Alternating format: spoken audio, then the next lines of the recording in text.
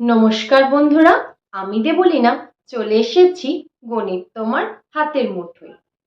আগের ভিডিওতে আমরা দশম শ্রেণীর গণিত প্রকাশ বইয়ের দ্বিতীয় অধ্যায় সরল সুদ কষার কষে দেখি 2 এর 10 নম্বর অঙ্ক পর্যন্ত করেছিলাম। আজকে আমরা সেই কষে দেখি 2 এর 11 নম্বর অঙ্ক থেকে শুরু করব। চলো দেখে নিই। দেখো বন্ধুরা, 11 নম্বর অঙ্কটিতে কি লেখা আছে একটু দেখে নি। বার্ষিক 8% সরল সুদে কত বছরে 600 টাকার সুদ 168 টাকা হবে হিসাব করে লিখি। দেখো, আমি তোমাদের আগেও বলেছিলাম যে আমরা প্রথমে কি দেখে নেব, কোনো অঙ্কতে কি কি তথ্য প্রদত্ত আছে এবং আমাকে কি খুঁজে বের করতে বলা হয়েছে, তাই তো? তাহলে এটিতে আমরা দেখতে পাচ্ছি এখানে বার্ষিক সুদের হার বলে দেয়া আছে 8%, মূলধন বা আসল টাকা হচ্ছে 600 টাকা, সুদ হচ্ছে 168 টাকা। এবার আমাকে কি দেখতে হবে, কত বছরে, মানে এখানে আমাকে সময় খুঁজে বের করতে হবে, তাই তো? দেখো, আমরা তাহলে এখানে লিখে নেব প্রদত্ত, তাই তো? প্রদত্ত বলে লিখে যে যে তথ্যগুলি দেয়া আছে সেটি লিখে নেব। তো আমাকে এখানে বার্ষিক সুদের হার, তাই তো, বার্ষিক সুদের হার যদি আমরা এটিকে 8% দিয়ে প্রকাশ করি, এটি দেয়া আছে আমাকে 8%, তাই তো? 8%। আচ্ছা, এবার দেখে নাও আমাকে মূলধন কি বলে দেয়া আছে। মূলধন বলে দেয়া আছে, যদি এটিকে পি দিয়ে প্রকাশ করি, এটি হলো 600 টাকা। আচ্ছা, আর আমাকে সুদও বলে দেয়া আছে, সরল সুদ কত না 168 টাকা, তাই তো? আচ্ছা, এবার আমাকে বলা হয়েছে সময় খুঁজে বের করতে, তাই তো? কারণ এখানে সময় দেয়া নেই, সময় কত বছর, তাই তো? বছরেই আমরা বের করে নেব। ঠিক আছে, আমরা সরল সুদের সূত্র জানি, তাই তো? আমরা সরল সুদের সূত্র সবাই জানি, কি ছিল বন্ধুরা? পি গুণ আর গুণ টি বাই 100, তাই তো? দেখো, এইটা ছিল আমাদের সরল সুদের সূত্র, পি গুণ আর গুণ টি বাই 100, তাই তো? আচ্ছা, এবার আমরা কি করব, এদের সবার মানগুলো কষিয়ে দেব। আচ্ছা, যেগুলো আমরা জানি, যেমন ধরো সরল সুদের মান আমাদের দেয়া আছে 168, এখানে বসিয়ে দিলাম। পি এর মান কত? 600 টাকা, 600 বসিয়ে দিয়েছি। আর মানে বার্ষিক সুদের হার 8%, টি জানি না, খুঁজে বের করতে হবে, টি বসিয়ে দিলাম 100। আচ্ছা, এবার দেখো কি হলো, এখানে 100 দুটো শূন্য, 600 দুটো শূন্য কেটে গেল, তাই তো? আচ্ছা, তাহলে এখানে কি পড়ে থাকলো? শুধুমাত্র 6, 8। এবার দেখো এখানে লিখে দিলাম 168। বিপরীত পক্ষে 6 আর 8 কোথায় আছে? লবে আছে, তাই তো? তাহলে 6 আর 8 কোথায় চলে আসবে? তার অপর পক্ষে, মানে বিপরীত পক্ষের হরে, তাই তো? চলে এলো, এখানে শুধুমাত্র টি থাকলো। দেখো, যদি আমরা এই 8 দিয়ে 168 কেটে দিই তাহলে কি হবে? 8 2 16, 8 1 8, তাই তো? আচ্ছা, এবার 21/6 হয়েছে, তাহলে 21 কে 3 দিয়ে কাটা যায়, 3 7 21, আর 6 কে 3 দিয়ে কাটলে 3 2 6, তাই তো? তাহলে t ইকুয়ালস টু কত হলো? 7/2। 7 কে যদি 2 দিয়ে ভাগ করে দিই তাহলে কত হয়ে যায়? 3 পূর্ণ 1/2, তাই তো? তাহলে এটি কি হয়ে গেল? বছর, তাই তো? তাহলে আমাদের উত্তর কি হলো বলতে পারবো, বার্ষিক 8% সরল সুদে 3.5 বছরে বা 3 পূর্ণ 1/2 বছরে 600 টাকার সুদ 168 টাকা হবে, তাই তো? চলো বন্ধুরা, এবার আমরা পরের অঙ্কটি দেখে নিই। দেখো, 12 নম্বর অঙ্কতে কি লেখা আছে, যদি বার্ষিক 10% হার সরল সুদে 800 টাকা ব্যাংকে জমা দিয়ে সুদে আসলে 1200 টাকা ফেরত পায়, তবে ওই টাকা কত সময়ের জন্য ব্যাংকে জমা ছিল হিসাব করে লিখি। তার মানে এটিতে আমরা দেখতে পাচ্ছি এখানে বার্ষিক সুদের হার 10% দেয়া আছে। আচ্ছা, এবার বলা হয়েছে 800 টাকা ব্যাংকে জমা দিয়ে, মানে 800 টাকা কি হয়ে গেল তাহলে, আসল বা মূলধন। সুদে আসলে 1200 টাকা ফেরত পায়। তার মানে সুদে আসলে মানে সবৃদ্ধি মূল বা সুদে আসলে 1200 টাকা যদি ফেরত পেয়ে থাকে, তাহলে আমরা সুদ পেয়ে যাব কত? আমরা যদি এই 1200 টাকার থেকে যে মূলধন যেটি আছে 800 টাকা এটি বিয়োগ করি, তাহলেই আমরা সুদ পেয়ে যাব। আচ্ছা, এবার আমাকে কি খুঁজে বের করতে বলা হয়েছে?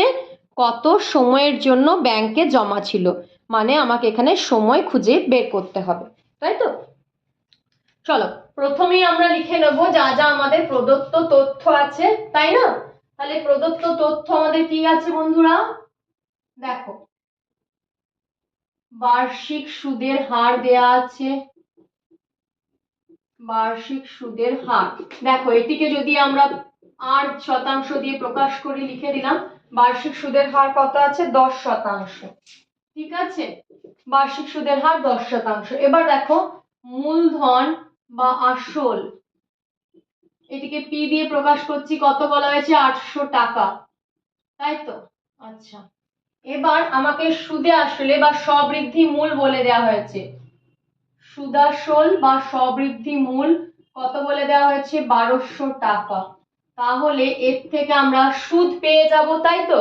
দেখো সুদ কি হয়ে যাবে, লিখে দেবো এখানে, অতএব সুদ ইকুয়ালস টু সুদাসল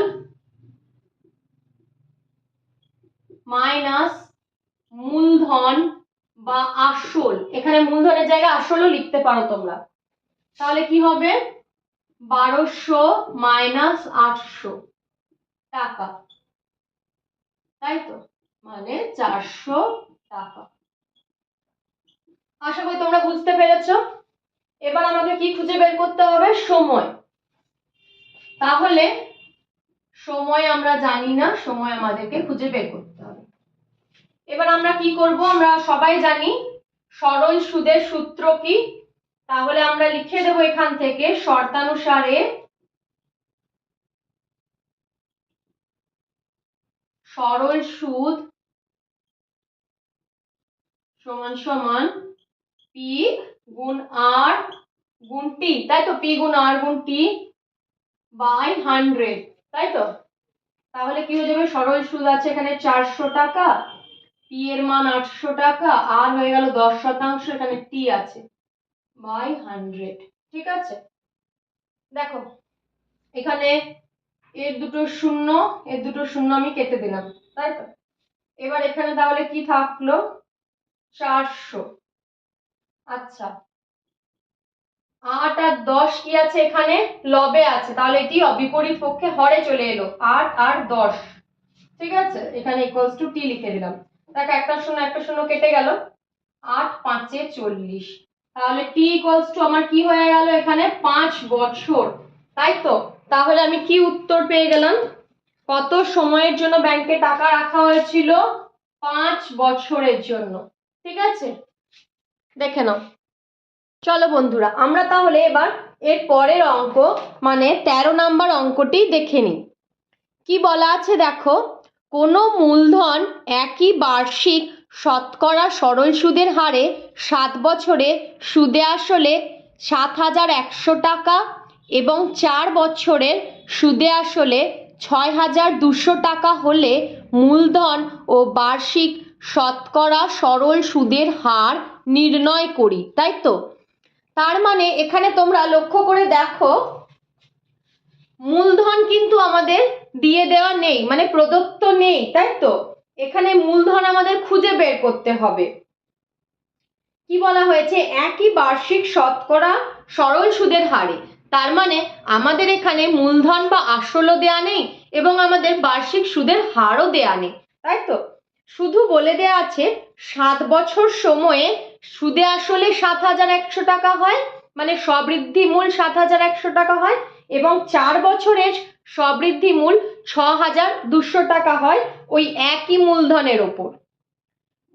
তার মানে আমাদের এখানে ধরে নাও আমাদের যদি মূলধন পি থাকে আর আমাদের বার্ষিক সরল সুদের হার যদি 8% হয়, তাহলে সেই একই মূলধন আর ওই একই বার্ষিক সুদের হারে একবার আমাদের 7 বছরে সবৃদ্ধি মূল 7,100 টাকা হলো, আর ওই একই মূলধনের ওপর ওই একই সুদের হারে আমাদের 4 বছরে সবৃদ্ধি মূল 6,200 টাকা হলো। ঠিক আছে, এবার বলা হয়েছে তাহলে মূলধন ও বার্ষিক শতকরা সরল সুদের হার কত হবে নির্ণয় করি। চলো দেখে নিই তাহলে আমরা। ঠিক আছে, দেখো প্রথমেই আমাদের কি করতে হবে, আমাদের ধরে নিতে হবে, তাই তো? প্রথমেই আমাদের ধরে নিতে হবে। তাহলে আমরা এখানে কি করব, দেখো ধরি মূলধন, দেখো আমরা তো জানি না, আমাদের কাছে মূলধন দেয়া নেই, তাহলে আমরা এটিকে পি ধরে নিলাম। ঠিক আছে, আর কি করব, বার্ষিক সুদের হার, তাহলে বার্ষিক সুদের হার আমরা কি করে নেব, বার্ষিক সুদের হারটিকে আমরা ধরে নেব 8%। ঠিক আছে, ধরি মূলধন ইকুয়ালস টু পি এবং বার্ষিক সুদের হার 8%, তাই তো? বার্ষিক সুদের হার আমরা 8%, এখানে এবং লিখে দিলাম। ঠিক আছে, বার্ষিক সুদের হার 8% আমরা ধরে নিয়েছি।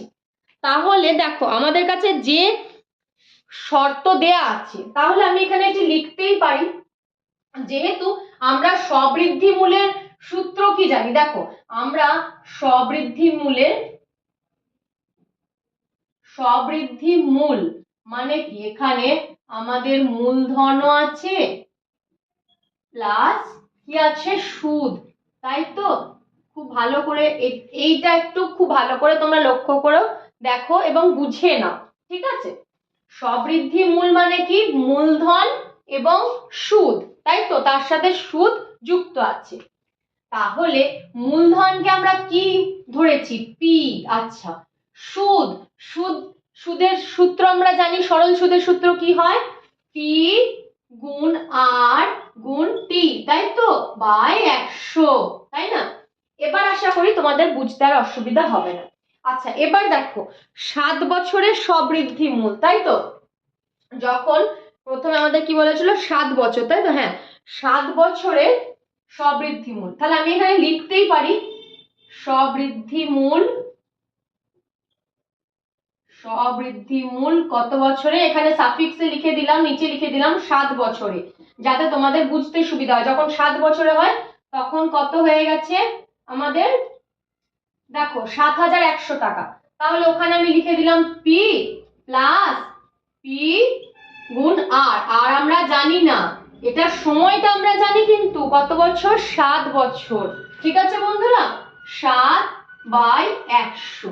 ঠিক আছে, আচ্ছা এবার দেখো আমাদেরকে কি বলে দেয়া আছে,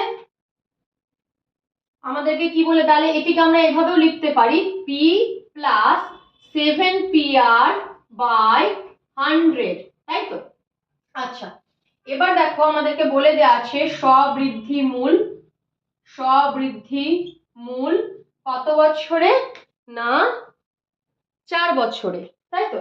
তাহলে সবৃদ্ধি মূল 4 বছরে আমার কি হয়ে যাবে, পি প্লাস, দেখো এখানেও একই সূত্র বসবে, তাই তো? সুদের জায়গায় শুধুমাত্র এখানে কি পরিবর্তন হচ্ছে, সময়টা, এটা 7 বছরে ছিল, এটা 4 বছরে, তাই তো? তাহলে আমি এখানে লিখে দিতে পারি 4PR/100, তাই তো? আচ্ছা, এবার আমরা কি করব, এবার আমরা দেখো 7 বছরের সবৃদ্ধি মূল কত ছিল, 7,100, তাই তো? আর 4 বছরের সবৃদ্ধি মূল কত আমাদের, 4 বছরের সবৃদ্ধি মূল হয়ে গেল 6,200, তাই তো? তাহলে আমরা এখানে এটা লিখে নেব 6,200 equals to P plus 4PR/100, তাই তো? এবার দেখো তাহলে আমরা এটিকে 1 নাম্বার সমীকরণ হিসেবে ধরে নিচ্ছি, আর 6,200 equals to P plus 4PR/100 এটিকে আমরা 2 নাম্বার সমীকরণ হিসেবে ধরে নিচ্ছি। ঠিক আছে, দেখো বন্ধুরা এবার আমরা কি করব, আমরা কি পেয়েছিলাম, 1 নম্বর সমীকরণে আমরা এটা পেয়েছিলাম যে 7,100 equals to P plus 7PR by 100, তাই তো? এটি আমাদের 1 নম্বর সমীকরণ ছিল। আর দ্বিতীয় সমীকরণ কি ছিল? 6200 equals to P plus 4PR by 100, তাই তো? আচ্ছা, এবার দেখো আমরা কি করব, আমরা এগুলিকে প্রথম সমীকরণ থেকে দ্বিতীয় সমীকরণকে মাইনাস করে দেবো, মানে বিয়োগ করে দেবো, তাই তো? কি করব, দ্বিতীয় সমীকরণকে প্রথম সমীকরণ থেকে বিয়োগ করে দিই। ঠিক আছে, চলো বিয়োগ করে দিলাম। তাহলে কি হবে, এখানে 7100 থেকে 6200 বাদ দিলে কত হয়ে যায়? 900, তাই তো? পি পি ক্যান্সেল হয়ে গেল। এবার দেখো 7PR বাই 100 থেকে 4PR বাই 100 আমরা বাদ দেব। ঠিক আছে, তাহলে আমরা দেখতে পাচ্ছি এখানেও যা আছে সহগ, 4 এর সহগ যা আছে PR বাই 100, এখানেও 7 এর সহগ সেম PR বাই 100। তাহলে এটিকে আমরা সহজেই মাইনাস করতে পারি। তাহলে 7PR by 100 minus 4PR by 100 কি হবে? 3PR বাই 100, তাই তো? আচ্ছা, এবার দেখো এইদিকে 3 আছে আর এখানে 900 আছে, তাহলে এটিকে আমরা 3 3 এ 9, দুটো শূন্য হয়ে গেল, তাই তো? তাহলে এখান থেকে আমরা কি পেলাম? PR এর মান পেয়ে গেলাম 300 গুণ 100, তাই তো? মানে 30,000 হয়ে গেল, তাই তো? PR এর মান কত হলো? অতএব PR ইকুয়ালস টু 30,000। আচ্ছা, এটিকে আমরা 3 নম্বর সমীকরণ হিসেবে ধরে নিলাম। ঠিক আছে, এটিকে আমরা 3 নম্বর সমীকরণ হিসেবে ধরলাম। এবার আমরা কি করব, এই PR এর মান এই দুটি সমীকরণের মধ্যে যে কোনো একটি সমীকরণে বসিয়ে দেব। ঠিক আছে, আমরা যদি এই PR এর মান দুটি সমীকরণের মধ্যে যে কোনো একটি সমীকরণে বসিয়ে দিই, তাহলে আমরা সেখান থেকে P এর মান বা R এর মান আমরা পেয়ে যাব, তাই তো? চলো দেখে নিই। এবার আমরা কি করব, এখানে লিখে দিই, এখন PR ইজ ইকুয়াল টু 30,000 কত নম্বর সমীকরণে বসে বলো? 2 নম্বর সমীকরণে বসিয়ে দিই। তাহলে আমি এখানে লিখে দেব 2 নং সমীকরণে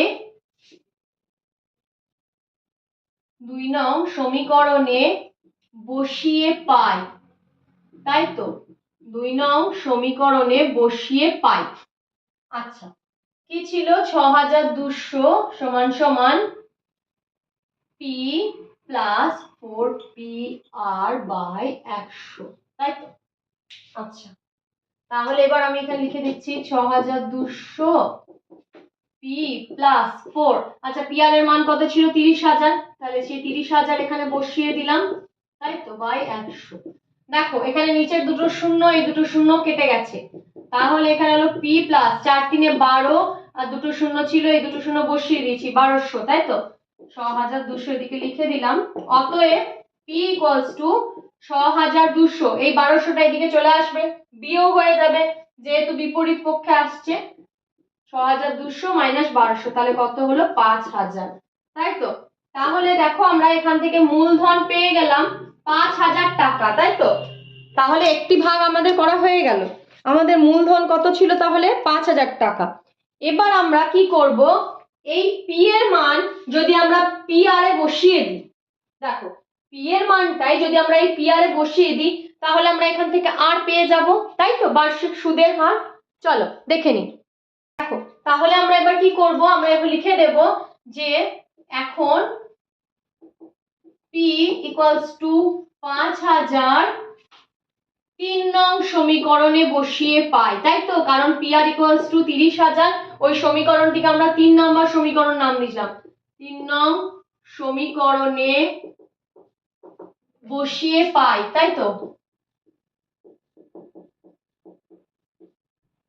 বসিয়ে পাই কি লিখে দেবো, তাহলে হয়ে গেল PR ইকুয়ালস টু 30,000 ছিল, এখানে P এর মান 5000 বসিয়ে দিলাম গুণ R, দেখো 30,000, অতএব R ইকুয়ালস টু 30,000 বাই 5000, তাই তো? দেখো এই তিনটে শূন্য কেটে গেল, এখানে 5 দিয়ে 30 কে কাটলে হয়ে গেল 6, তাহলে 6%। তাহলে বার্ষিক সুদের হার কত হলো? 6%। আর মূলধন পেয়ে গেছি কত? 5000 টাকা। আশা করি তোমরা বুঝতে পেরেছো। দেখো বন্ধুরা, এবার আমরা চলে যাব পরের অঙ্ক মানে 14 নম্বর অঙ্কটিতে। দেখে নি কি লেখা আছে। দেখো শেষের অঙ্কটিতে এই পৃষ্ঠার, একই সময়ে অমল রায় ব্যাংকে এবং পশুপতি ঘোষ পোস্ট অফিসে 2000 টাকা জমা করে রাখেন, তাই তো? 3 বছর পর তারা সুদ সহ যথাক্রমে 2360 টাকা এবং 2480 টাকা ফেরত পান। ব্যাংক ও পোস্ট অফিসের বার্ষিক শতকরা সরল সুদের হারের অনুপাত কত হবে হিসাব করে লিখি। দেখো আমরা এখানে কি দেখতে পেলাম, ব্যাংকে এবং পোস্ট অফিসে দুই জায়গাতেই যে টাকা জমা রাখা হয়েছিল তার পরিমাণ কিন্তু সমান, তাই তো? কত রাখা হয়েছিল? 2000 টাকা। দুজনেই 2000 টাকা রেখেছিলেন, একজন রেখেছিলেন ব্যাংকে আর একজন পোস্ট অফিসে। যিনি ব্যাংকে রেখেছিলেন তিনি কত টাকা সুদ সহ কত টাকা পেয়েছিলেন? 2360 টাকা, তাই তো? তিনি সুদে আসলে 2360 টাকা পেয়েছিলেন। তার মানে তিনি সুদ কত পেয়েছিলেন? 2360 মাইনাস 2000, তাই তো? আচ্ছা, আর যিনি পোস্ট অফিসে রেখেছিলেন তিনি সুদ সহ আসল কত টাকা পেয়েছিলেন? 2480 টাকা, তাই তো? তার মানে উনি সুদ কত পেয়েছিলেন? 2480 মাইনাস 2000। তাহলে আমরা পেয়ে যাব, সুদও পেয়ে গেলাম, এখানে আমাদের মূলধনও দেয়া রয়েছে। আচ্ছা, আর সময় তো দেখো বলেই দেয়া আছে 3 বছর পর। 3 বছর পর যেহেতু সবৃদ্ধি মূল ওনাদের এগুলি হয়, তাহলে সময় এখানে 3 বছর। এবার এর থেকে আমরা বার্ষিক সুদের হার গণনা করে নিতে পারবো, তাই তো? চলো আমরা করে নিই তাহলে।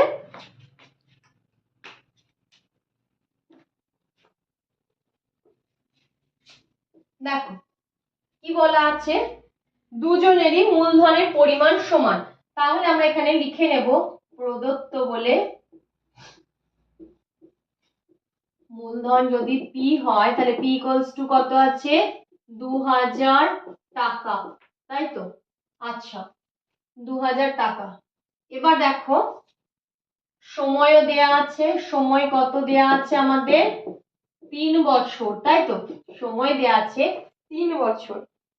আচ্ছা, তাহলে যিনি ব্যাংকে রাখেন ওনার সুদ সহ কত টাকা হয়? 2360 টাকা, তাই তো?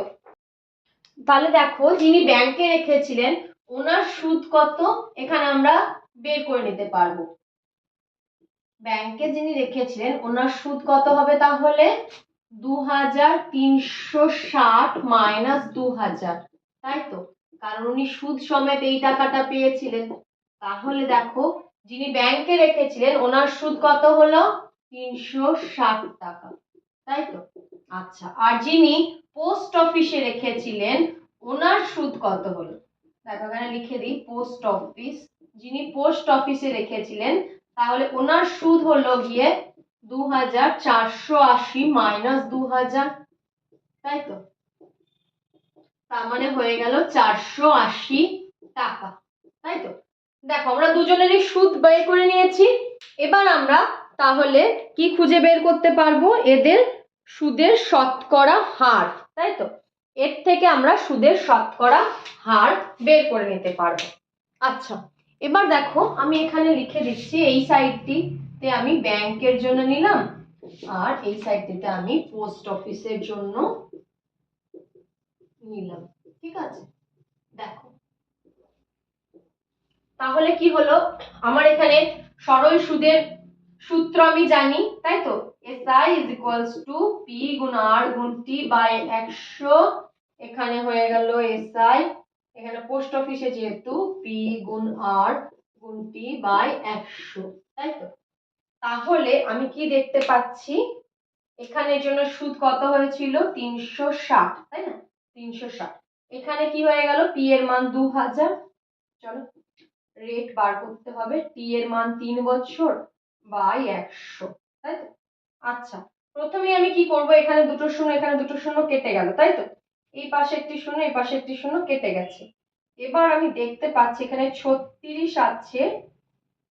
এখানে দেখো এই 2 আর এই 3 কোথায় ছিল? লবে ছিল, তাই তো? তাহলে এদেরকে এইদিকে বিপরীত পক্ষে হরে নিয়ে চলে এলাম, এখানে আর থাকলো শুধুমাত্র 3 দিয়ে 36 কে কাটলে কত হয়? 3 12 36। আর 2 6 12, তাহলে আর হয়ে গেল 6%, তাই না? ব্যাংকের সুদ, শতকরা সুদের হার কত? 6%। চলো তাহলে এবার আমরা পোস্ট অফিসেরটাও দেখে নিই। পোস্ট অফিসের সুদ কত আছে? 480, তাই তো? 480। এখানে পি এর মান 2000, আর এর মান জানি না, টি 3 বছর বাই 100। এখানেও এই দুটো শূন্য কেটে গেল, এখানে 20 একটা শূন্য কেটে গেল, এখানে একটা শূন্য, তাহলে এদিকে কি হলো? 48। এখানেও তাই আগের মতন 2 হরে চলে এলো, এদিকেও 3 হরে চলে এলো, তাহলে এখানে রইলো 8। দেখো 3 দিয়ে 48 কে কাটলে কত হয়? 3 16 48, আর 2 8 16, তাহলে এখানে আর হয়ে গেল 8%, তাই তো? তাহলে পোস্ট অফিসের সুদের হার কত হলো? পোস্ট অফিসের সুদের হার হলো 8%। এবার আমাকে বলা হয়েছে তাহলে ব্যাংক ও পোস্ট অফিসের বার্ষিক শতকরা সরল সুদের হারের অনুপাত কত হবে? আশা করি এটি তোমাদের লেখা হয়ে গেছে, আমি মুছে দিলাম। দেখো তাহলে অনুপাত কত হয়ে যাবে? ব্যাংকের সুদের হার, তাই তো? সুদের হার কার? না ব্যাংকের, তাই তো? সুদের হার কার? না পোস্ট অফিসের, তাই তো? কি হয়ে যাবে এখানে? 6%, 6:8, মানে কেটে দিলে কত হয়ে যায়? 3:4। ঠিক আছে, এটাই হয়ে গেল উত্তর। দেখো দেখে নাও। এবার আমরা পরের অঙ্কটি দেখে নিই, মানে 15 নাম্বার অঙ্ক। কি লেখা আছে দেখো? একটি তাঁত সমবায় সমিতি যন্ত্রচালিত তাঁত ক্রয় করার সময় 15,000 টাকা ধার করে। 5 বছর পর সেই ধার শোধ করতে সমিতিকে 22,125 টাকা দিতে হলো। ব্যাংকের বার্ষিক শতকরা সরল সুদের হার নির্ণয় করি। এটি খুবই সহজ একটি অঙ্ক। আশা করি এতগুলো অঙ্ক করার পর তোমাদের কাছে এটি জলের মতন পরিষ্কার, তোমাদের কোনো করতে অসুবিধা হবে না। কারণ এখানে দেখো মূলধন যা 15,000 টাকা দেয়া আছে, সময় যা 5 বছর বলে দেয়া আছে, এবং সবৃদ্ধি মূল মানে যা 22,125 টাকা তোমাদের বলে দেয়া আছে। ঠিক আছে, এবার আমাদের এখান থেকে বার্ষিক শতকরা সুদের হার নির্ণয় করতে হবে। আশা করি যদি তোমরা আগের অঙ্কগুলি বুঝতে পেরেছো বা করেছো, তাহলে এটি তোমাদের করতে কোনো অসুবিধা হবে না। তাহলে আমরা পরের অঙ্কটি একটু দেখে নিই। ঠিক আছে, দেখো পরের অঙ্কটিতে কি বলা হয়েছে? 16 নম্বরে, আসলাম চাচা কর্মক্ষেত্র থেকে অবসর নেওয়ার সময় 1,00,000 টাকা পেলেন, তাই তো? কত পেলেন বন্ধুরা? 1,00,000 টাকা। ওই টাকার কিছুটা ব্যাংকে ও বাকিটা পোস্ট অফিসে জমা রাখেন এবং প্রতি বছর সুদ বাবদ মোট 5,400 টাকা পান, তাই তো? ব্যাংকের ও পোস্ট অফিসের বার্ষিক সরল সুদের হার যদি যথাক্রমে 5% ও 6% হয়, তবে তিনি কোথায় কত টাকা জমা রেখেছিলেন হিসাব করে লিখি। দেখো আসলাম চাচা মোট কত টাকা পেয়েছিলেন? 1,00,000 টাকা পেয়েছিলেন।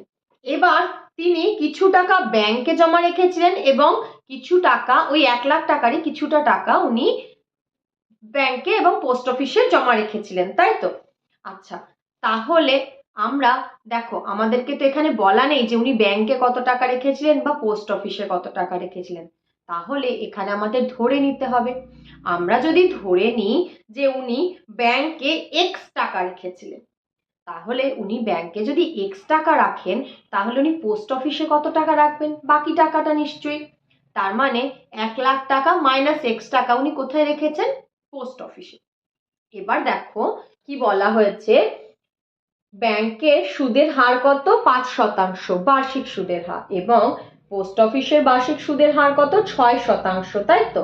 আচ্ছা, এবার দু জায়গা থেকে উনি সুদ পাচ্ছেন। এবার বছরে মোট কত টাকা পান সুদ? 5,400 টাকা, তাই তো? আচ্ছা, এটি একটু আমাদের বুদ্ধি লাগিয়ে করতে হবে, চলো দেখে নিই। দেখো প্রথমেই আমরা ধরে নেব,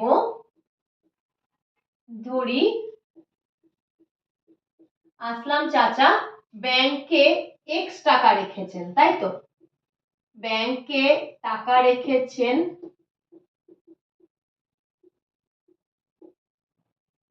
এক্স টাকা, তাই তো? ব্যাংকে উনি টাকা রেখেছেন এক্স টাকা, তাহলে উনি পোস্ট অফিসে কত টাকা রেখেছেন? তাহলে পোস্ট অফিসে উনি রেখেছেন, পোস্ট অফিসে উনি কত টাকা রাখবেন?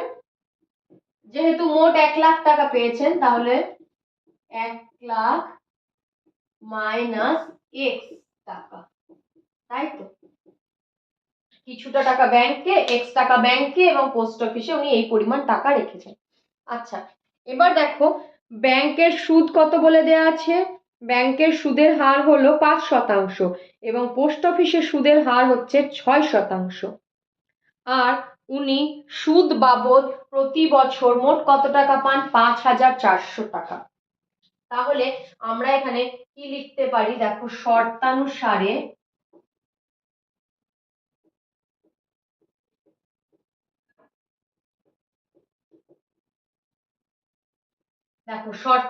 আমরা কি লিখতে পারি? ব্যাংকের সুদ প্লাস পোস্ট অফিসের সুদ যে টাকা হচ্ছে সেটা সমান সমান কত হচ্ছে? 5,400 টাকা, তাই তো? তাহলে আমি এখানে লিখে দেব ব্যাংকের সুদ প্লাস পোস্ট অফিসের সুদ, তাই তো? ব্যাংকের সুদ প্লাস পোস্ট অফিসের সুদ ইজ ইকুয়ালস টু 5,400 টাকা, তাই না? আচ্ছা, এবার বলো তাহলে ব্যাংকের সুদ কত হবে? ব্যাংকে কত টাকা রেখেছেন? এক্স টাকা। তাহলে এক্স লিখে দিলাম, কারণ সুদের সূত্র কি হয়? মূলধন গুণ বার্ষিক সুদের হার গুণ টি, তাই তো? তাহলে এক্স টাকা। আচ্ছা, এবার কি হয়ে যাচ্ছে? ব্যাংকের সুদের হার কত? 5%। তাহলে আমি এখানে আর এর জায়গায় লিখে দেব 5। আচ্ছা, তোমাদের আমি প্রথমটাতে আরই লিখে দিই, বুঝলে? তাহলে তোমাদের সুবিধা হবে। আর আচ্ছা, টি বাই 100 প্লাস এখানে হয়ে গেল 1,00,000 মাইনাস এক্স, এখানে আর দিলাম। আর কার জন্য? এটা পোস্ট অফিসের জন্য, আর এটা হচ্ছে আর ব্যাংকের জন্য, বাই 100 ইজ ইকুয়ালস টু 5,400। দেখো এখানে এক্স লিখলাম, আর এর জায়গায় কি লিখবো? 5, তাই তো? টি সময় কত আছে আমাদের কাছে বলো? বার্ষিক, যেহেতু প্রতি বছর উনি 5,400 টাকা পান, তাহলে এটিকে সময়টাকে আমরা এখানে 1 বছর ধরে নেব, বাই 100 প্লাস 1,00,000 মাইনাস এক্স। আচ্ছা, এখানে পোস্ট অফিসের সুদ কত? 6%, তাই তো? গুণ 1 বছর বাই 100 ইকুয়ালস টু 5,400। খুব মন দিয়ে দেখবে। তাহলে এখানে আমি কি লিখে দিতে পারলাম বন্ধুরা? 5x বাই 100 প্লাস এখানে কি হয়ে যাবে? দেখো 1,00,000 এর সাথে 6 গুণ করছি, তাহলে আমি এখানে লিখে দেবো 6,00,000, তাই তো? 6,00,000। আচ্ছা, minus 6x by 100 is equals to 5,400, তাই না? এবার দেখো এই উপরের পোর্শনটুকু আমরা একটু মুছে দিচ্ছি।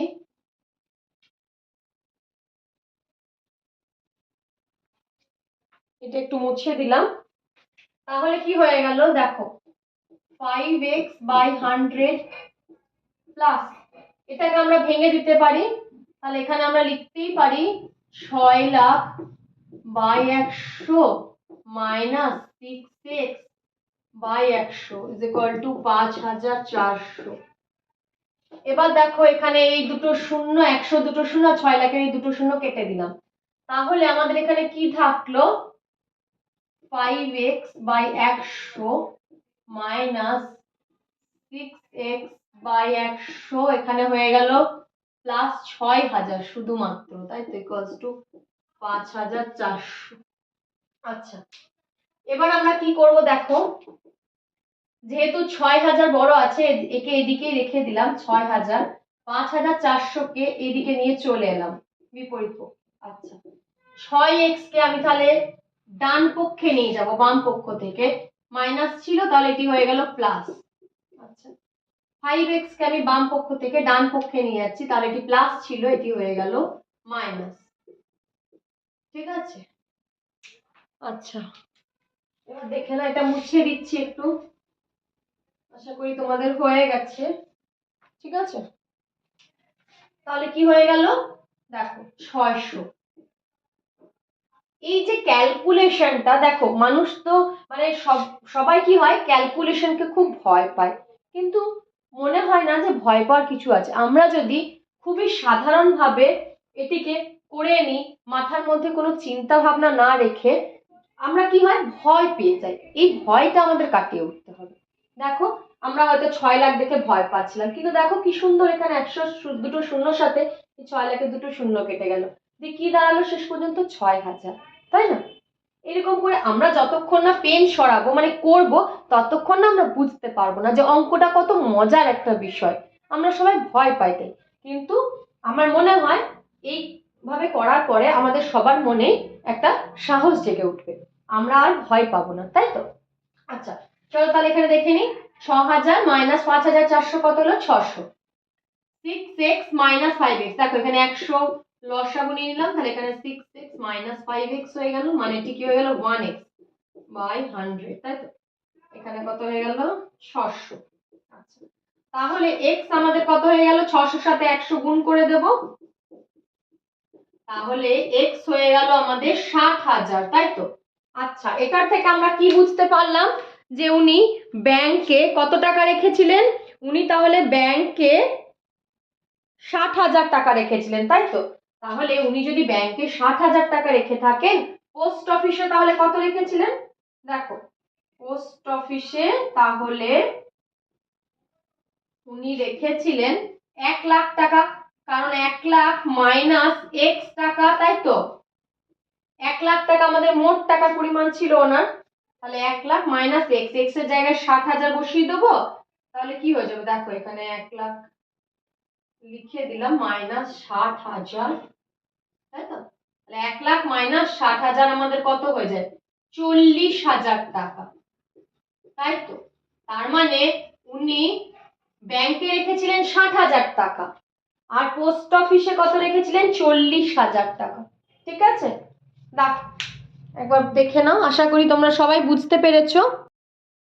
দেখো বন্ধুরা, এবার চলে যাচ্ছি পরের অঙ্ক, মানে 17 অঙ্কটিতে লেখা আছে রেখা দিদি তার সঞ্চিত অর্থের 10,000 টাকা দুটি আলাদা ব্যাংকে ভাগ করে একই সময়ে জমা দিলেন। একটি ব্যাংকের বার্ষিক সরল সুদের হার 6% এবং অন্য ব্যাংকটির বার্ষিক সরল সুদের হার 7%। 2 বছর পর তিনি যদি সুদ বাবদ মোট 1280 টাকা পান, তাহলে তিনি কোন ব্যাংকে কত টাকা জমা দিয়েছিলেন তা হিসাব করে লিখি। এটি সম্পূর্ণ 16 অঙ্কর মতো, মানে আগে যে অঙ্কটি করলাম ঠিক তার মতন। এটি তোমরা একটু নিজেরা করার চেষ্টা করো, কিচ্ছু না, ওখানে 1 লাখ টাকা ছিল, এখানে 10,000 টাকা আছে, তাহলে আমরা কি করব, এখানে বলে দিয়েছে দুটি আলাদা ব্যাংকে, তো একটি প্রথম ব্যাংকটিতে যদি তিনি x টাকা রেখে থাকেন, তাহলে দ্বিতীয় ব্যাংকে কত রাখবেন 10,000 মাইনাস x, তাই তো? এভাবে আমরা করব, ঠিক যেরকম আগেরটি করলাম। এবার আমরা চলে যাই দেখো 18 নম্বর অঙ্কতে। 18 নম্বরে কি বলা আছে, কোনো ব্যাংক বার্ষিক 5% হারে সুদ দেয়, সরল সুদ দেয়। ওই ব্যাংকে দীপু বাবু বছরের প্রথমে 15,000 টাকা জমা দেওয়ার 3 মাস পরে তিনি 3,000 টাকা তুলে নিলেন, এবং টাকা তুলে নেওয়ার 3 মাস পরে আবার তিনি 8,000 টাকা জমা দিলেন। ওই বছরের শেষে দীপু বাবু সুদে আসলে কত টাকা পাবেন নির্ণয় করি। দেখো এখানে অনেকগুলি ধাপ আছে, তাই তো? এখানে 3টি ধাপে অঙ্কটি করতে হবে। কেন দেখো, প্রথমেই বলেছে কোনো ব্যাংকে বার্ষিক সুদের হার কত 5%, তাই তো? তাহলে এখানে সরল সুদের হার বলে দিয়েছে 5%। এবার বলা হয়েছে মূলধন দীপুবাবু 15,000 টাকা রেখেছিলেন, কিন্তু সেটি কত দিনের জন্য রেখেছিলেন 3 মাসের জন্য, কারণ এখানে বলা আছে 15,000 টাকা জমা দেওয়ার 3 মাস পরে 3,000 টাকা তুলে নিলেন, তাই তো? যেহেতু উনি 3,000 টাকা তুলে নিয়েছেন, তাই 15,000 টাকা 5% সুদে উনি কতদিন রেখেছেন? 3 মাস। ঠিক আছে, এরপর কি হলো, তাহলে 3,000 টাকা যদি তুলে নিলেন, ওনার কাছে তাহলে 12,000 টাকা জমা রইল ব্যাংকে। এবার সেই 12,000 টাকা 5% সুদে কতদিন থাকলো? আরো 3 মাস, পরের 3 মাস।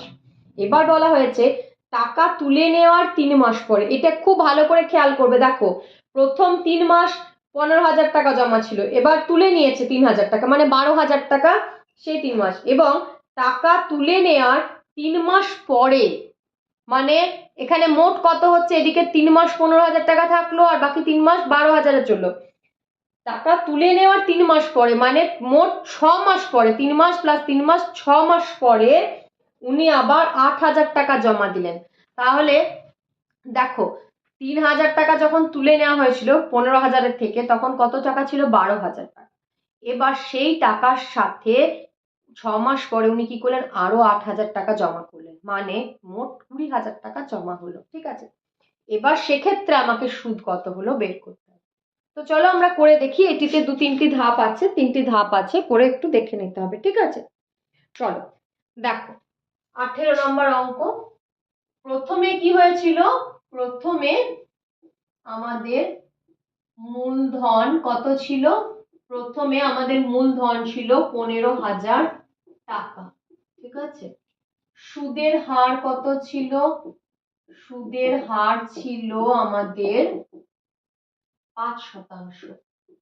তাই তো, তোমরা একবার দেখে নাও সুদের হার 5%। আচ্ছা, এবার কি বলা হয়েছিল? সময়। আচ্ছা, সময় কত ছিল? 3 মাস, তাই তো, 3 মাস। তাহলে মাসকে যদি বছরে করি, কি করব? 12 দিয়ে ভাগ করব, কারণ 12 মাসে 1 বছর। তাহলে 12 দিয়ে ভাগ করলাম, 1/4, তাহলে হয়ে গেল 1/4 বছর, তাই তো, 1/4 বছর। আচ্ছা, এবারে দেখো কি হয়ে যাবে। এবারে হয়ে গেল আমাদের বের করে নিতে হবে সুদ, তাই তো, সুদ কত হয়েছিল। অতএব সুদ, এই 3 মাসের সুদ কত হলো, বা 1/4 বছরের সুদ কত হলো, আমরা সেটি বের করে নেব। তাহলে সুদ হয়ে গেল 15,000 টাকা, পি আর হয়ে যাচ্ছে 5 টাইম সময় হয়ে গেল 1/4, তাই তো, এখানে 100, দুটো শূন্য দুটো শূন্য কেটে গেল। ঠিক আছে, দেখো এখানে 2 দিয়ে কাটলে কত হয়? 2 দুগুণে 4, এটা হয়ে গেল 75 হয়ে যাচ্ছে। ঠিক আছে, 5 5 25 5 হাতে 2, 5 7 35 আর 2 37/2। আচ্ছা, তাহলে প্রথম 3 মাসে বা 1/4 বছরের সুদ কত হলো? এটিকে ভাগ করে দিই। 2 18 36, 1 5 2 7 14, 5 আচ্ছা 187 টাকা 50 পয়সা প্রথম 3 মাসের সুদ। ঠিক আছে, এবার দেখো, এবার তাহলে যেহেতু 3,000 টাকা তুলে নেওয়া হয়েছে, তাহলে 3 মাস পরে মূলধন কত হলো? 3 মাস পরে মূলধন হলো, 3 মাস পরে আমাদের মূলধন হলো 15,000 মাইনাস 3,000, যেহেতু 3,000 টাকা তুলে নেওয়া হয়েছে, তাই তো, তাহলে এটি হয়ে গেল 12,000 টাকা। আচ্ছা, এখানে কিন্তু সুদের বার্ষিক সুদের হার ওই 5%ই আছে, এখানে কোনো পরিবর্তন হয়নি। ঠিক আছে, তাহলে এবার কি হয়ে যাবে? ওই 12,000 টাকার মূলধনের উপর আমাকে সুদ বের করতে হবে, তাই তো। এখানে বার্ষিক সুদের হার কত? ওই একই থাকবে, 5%, তাই না, একই থেকে যাবে। হ্যাঁ, সময়টা কি হয়ে যাবে? এখানে সময় হয়ে যাবে, দেখো পরের 3 মাস, যেহেতু 3 মাস পরে 3,000 টাকা তুলে নিয়েছি, তাই মূলধন হয়ে গেল 12,000। এবার সুদের হার 5% আছে। এবার সময়টা কি হচ্ছে, কারণ এই তুলে নেওয়ার আবার ফের 3 মাস পরে 8,000 টাকা দিয়েছে, তাহলে মাঝখানে যে সময়টা থাকলো সেটা কত হলো? 3 মাস, তাই তো। তাহলে আমি এখানে লিখতে পারি 3 মাস, মানে আমার কত হয়ে যাচ্ছে? 3/12, তাই তো, মানে 1/4 বছর। আচ্ছা, তাহলে এখানে আমাদের সুদ কত হয়ে যাবে বন্ধুরা? দেখে নিই, পি গুণ আর গুণ টি বাই 100। তাহলে এখানে সুদ হয়ে যাবে 12,000 গুণ 5 গুণ 1 4 গুণ 100। আচ্ছা, দুটো শূন্য কেটে গেল, 4 3 12 শূন্য। আচ্ছা, 3 5 15 শূন্য, তাহলে 150 টাকা। দেখো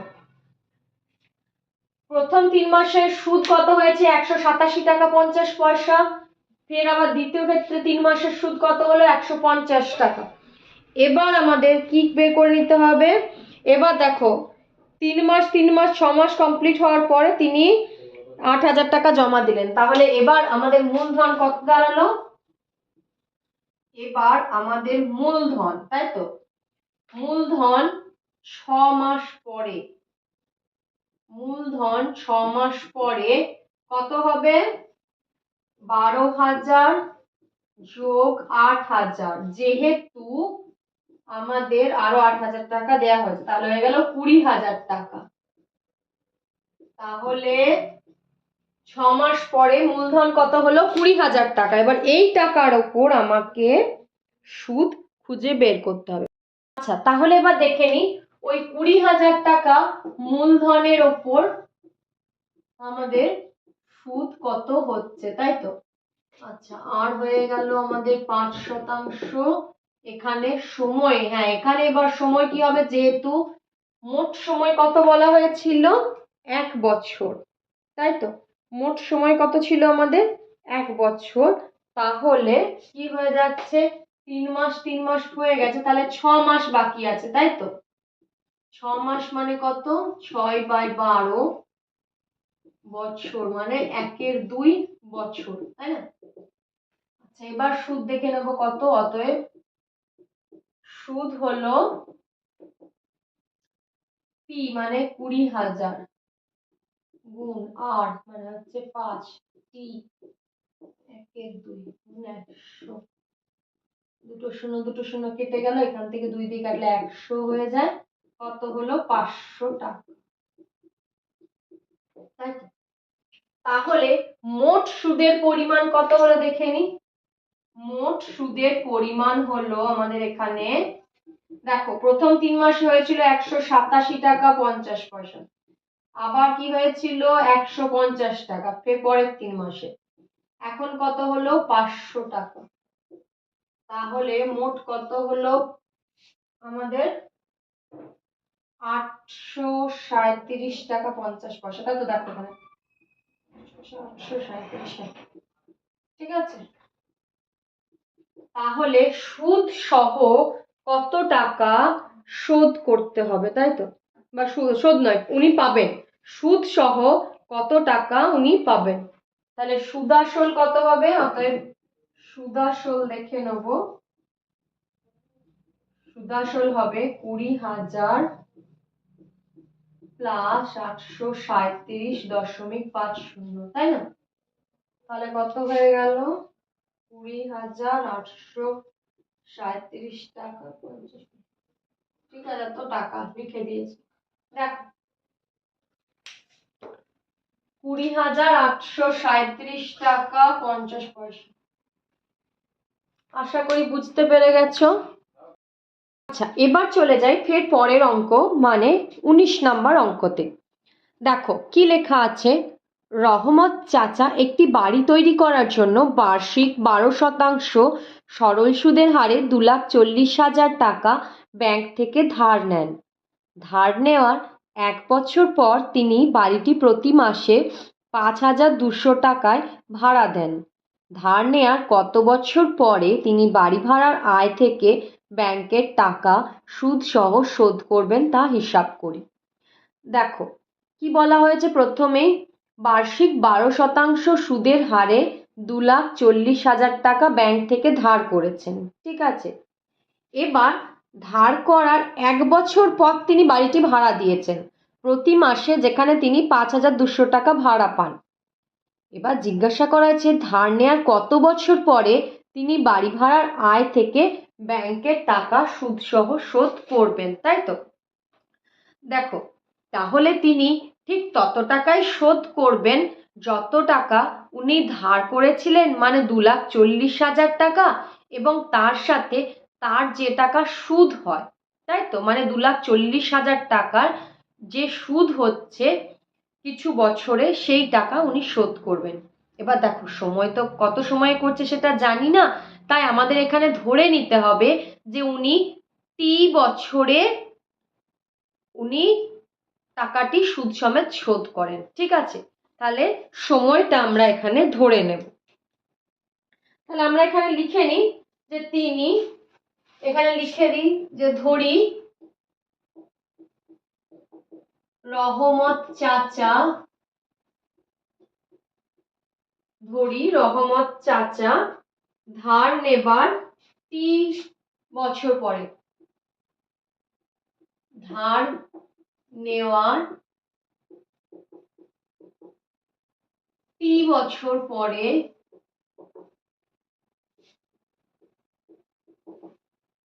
সুদ সহ ব্যাংকের টাকা শোধ করেন। ঠিক আছে, সুদ সহ ব্যাংকের টাকা শোধ করেন। ঠিক আছে,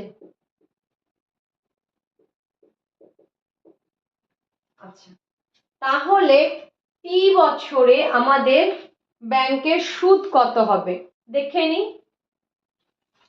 তাহলে টি বছরে ব্যাংকের সুদ হয়ে যাবে, এখানে দেখো এখানে মূলধন কত দেয়া আছে, মূলধন আমাদের দেয়া আছে 2,40,000 টাকা, তাই তো।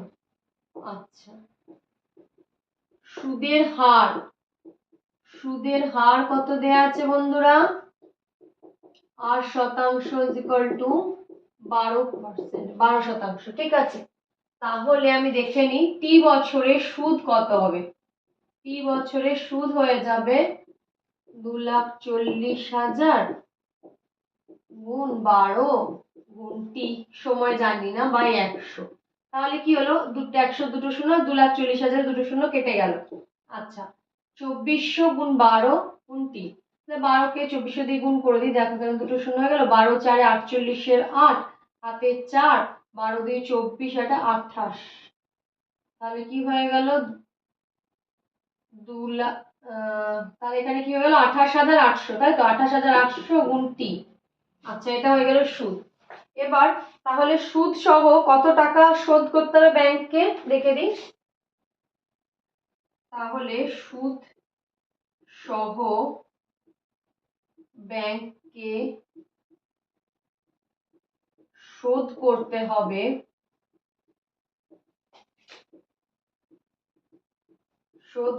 হবে কত টাকা না, 2,40,000 প্লাস 28,800 গুণ টি। ঠিক আছে, এইটা আমাদেরকে শোধ করতে হবে ব্যাংকে। এবার দেখো, যেহেতু বলা হয়েছে যে বাড়ি ভাড়া কখন দেয়া হয়, 1 বছর পর, তাই তো, ধার নেওয়ার 1 বছর পর তিনি বাড়িটি থেকে প্রতি মাসে 5,200 টাকা পান, তাই তো। দেখো, যেহেতু বলা হয়েছে যে উনি ব্যাংক থেকে 2,40,000 টাকা ধার নেওয়ার ঠিক 1 বছর পর থেকে উনি বাড়ি ভাড়া দেন। ঠিক আছে, যেহেতু উনি 1 বছর পর থেকে বাড়ি ভাড়া দেন, তাই আমাদের এখানে সময়টা কি ধরে নিতে হবে, এক্ষেত্রে সময়টা আমাদেরকে t-1 বছর ধরে নিতে হবে। কেন, কারণ যেহেতু উনি 2,40,000 টাকা ব্যাংক থেকে ধার নেন ঠিক 1 বছর পর, তাই যেহেতু ওখানে সুদ সহ টাকা শোধ করতে টি বছর যদি লেগে থাকে, তাহলে এখানে কত লেগে থাকবে, t-1 বছর, তাই তো। তাহলে দেখো, বলা হয়েছে উনি প্রতি মাসে ভাড়া পান, তাই তো, তাহলে উনি বছরে কত টাকা ভাড়া পান, বছরে উনি ভাড়া পান কত হয়ে যাবে, 5,200 গুণ 12, তাই তো, এত টাকা উনি বছরে এত টাকা পান। আচ্ছা, এবার তাহলে উনি মোট সুদ সহ টাকা কতদিনে শোধ করছেন, t-1 বছরে, তাহলে উনি t-1 বছরে কত টাকা শোধ করছেন সেটা আমরা দেখে নেব। উনি t-1 বছরে টাকা শোধ করছেন